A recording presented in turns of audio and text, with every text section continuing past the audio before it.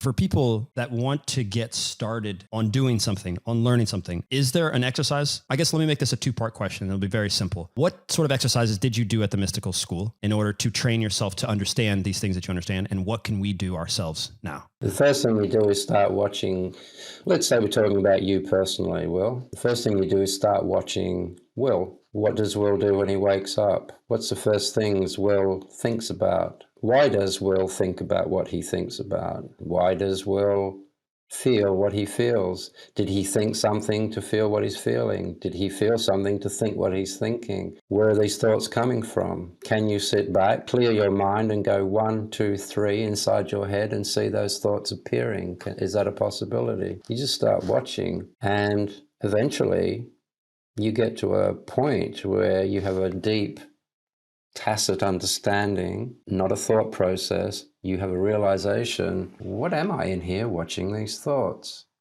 You don't say that, you don't think that. You'd have to jump back into the thoughts to think that, but you will watch your brain thinking that.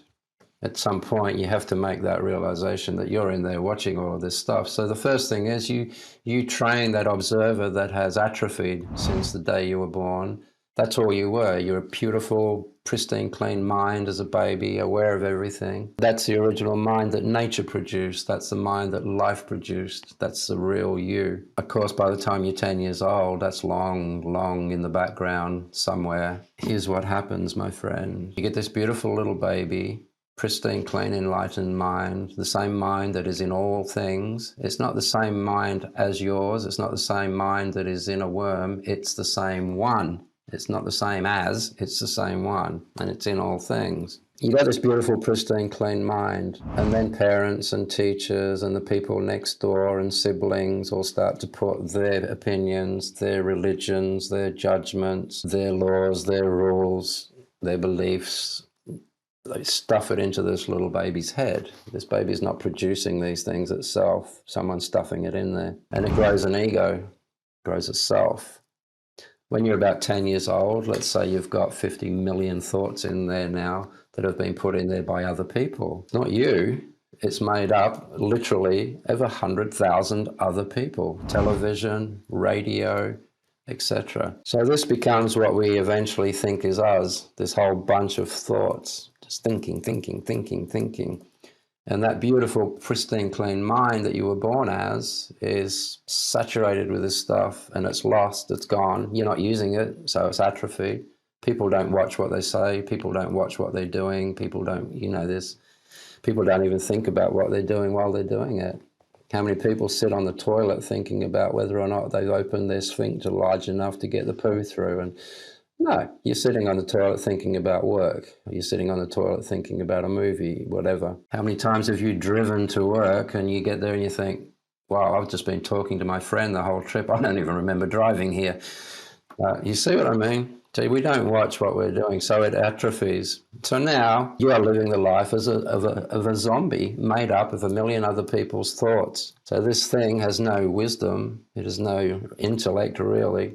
And it just goes out and does shit things. It does whatever it wants to do. And this is why the world is the way it is. It likes to fight. It likes to kill. It likes to rob. It likes to do this. I mean, it does, there's nice parts to it. But the nice parts aren't working in the world at the moment. And the world, as we know, is not a good place to be right now. So this thing made up of 100 million people is ruling your life. There's 8 billion people in the world right now. So there's 8 billion of zombies made up of other people's shit. Is it any wonder none of these people know who they are? Because it's made up of all of this shit. So now you got 8 billion people. 8 billion of these things, these zombies that we have to live with, invented our education system. Is it any wonder your education doesn't really prepare you for life? These things invented the law system. Is it any wonder the law system doesn't really seem very fair? These things invented religion. So when you get back and when you reach that part of mind that watches this happening, you are free of that. And you are free of pain. You are free of problem. You are free of your own ego.